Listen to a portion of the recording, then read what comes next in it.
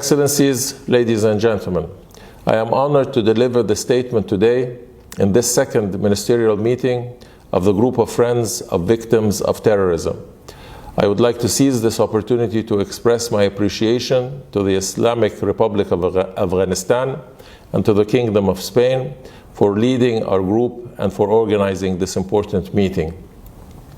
We meet today at a very relevant point in time in the midst of a global pandemic to which we all have to adapt, and under conditions where the international community is mostly overwhelmed with addressing its impacts. Meanwhile, terrorists, individuals, and organizations have wasted no effort trying to take advantage of this global situation. Nevertheless, our meeting today sends a clear signal about our determination to ensure that victims of terrorism and their families are not forgotten and that they continue to receive the necessary support in these hard times. Ladies and gentlemen, as a nation at the forefront of the fight against terrorism, Egypt fully understands the suffering of victims of terrorism and their families, and has thus been a staunch supporter of all efforts to promote and protect their rights as a top priority of Egypt's counter-terrorism agenda,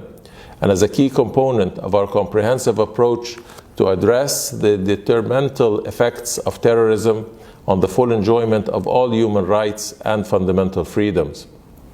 To this effect, Egypt joined the core group of states establishing this group in New York at a very early stage,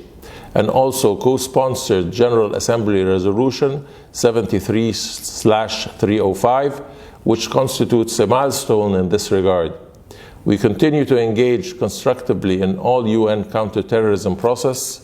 including the review of the UN Global Counterterrorism Strategy, and look forward to the upcoming 7th review effectively addressing the issues of victims of terrorism.